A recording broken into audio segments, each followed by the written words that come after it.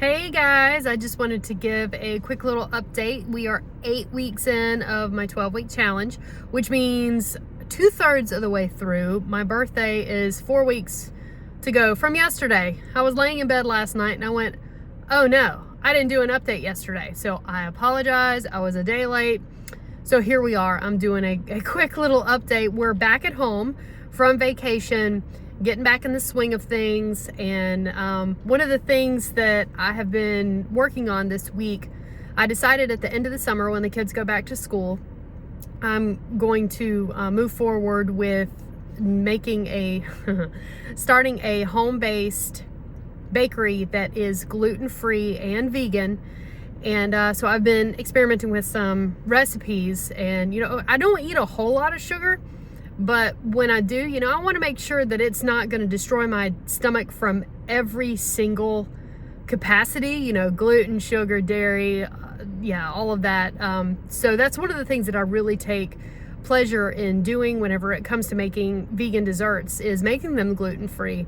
So that's what I've been working on. In fact, this morning I made some chocolate cupcakes and red velvet cupcakes. The red velvet cupcake recipe has not been perfected yet. That was the first round, so that's how I was just sitting there going, yep, gonna have to try this one again. But the chocolate cupcake recipe is down. It's perfect. I love it.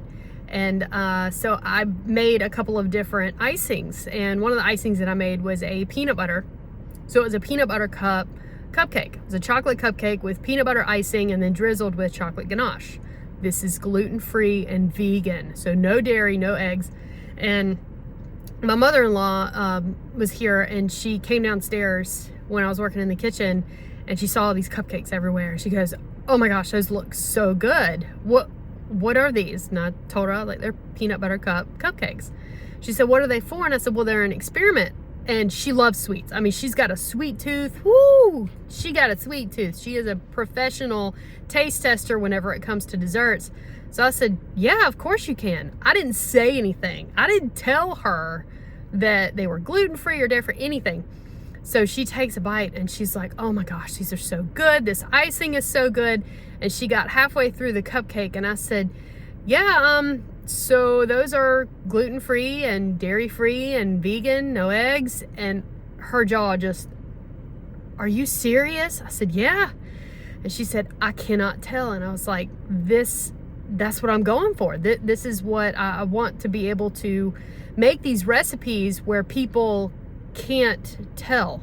It's so many people think that in order to eat something that is gluten-free or dairy-free, it's going to taste like cardboard and it's not going to taste good. And that's it is truly a joy to make something like that, not say anything, let them try it. And this has happened at a couple of birthday parties that I've made cupcakes for here recently. And a friend of mine I made a cookies and cream cake, and then it was chocolate chip cupcakes. And so she, fed them to her party guest, and she didn't tell anybody about them being gluten-free and vegan until they were halfway through, and they're just like, oh my gosh, this is so good.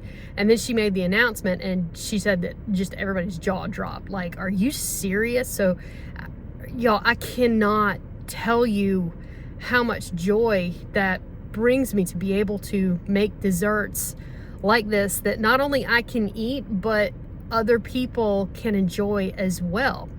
So with my birthday coming up, that's what I want. I want to make something that's really good that my family is not going to enjoy too, because I mean, that's half the battle right there, right? So anyway, training this week I went out on my route this morning. I went 4 miles. So I've got 2.5 weeks to my 4-mile race, and my endurance is great. I mean, as far as like my heart rate and everything is concerned. But I went out with the girls last night and I had a glass of Pinot Grigio.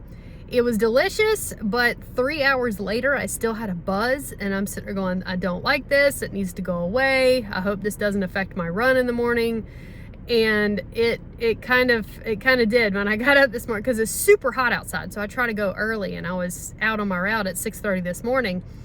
And even though, my heart rate was perfect, it was going down low and everything, my body was just sitting there going,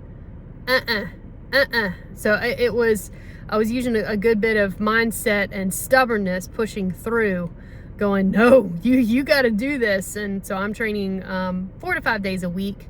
And I will say that since I started running and with the intermittent fasting and kind of losing a couple of inches, my booty has gone down. I don't like it. That's one of my best assets.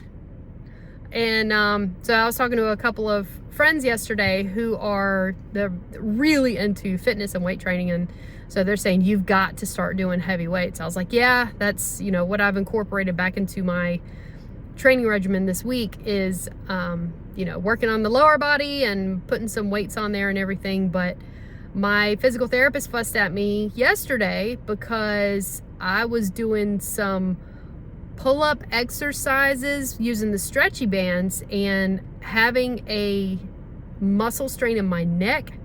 That was not the best thing to do. So I wouldn't say I re-injured it, but I re-irritated it. So yeah, paying for that. But you live and you learn, I guess. I've been doing a whole lot of learning these past few years. Whew.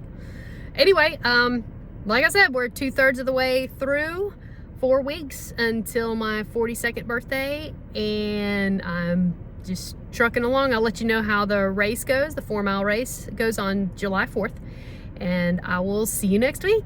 Bye.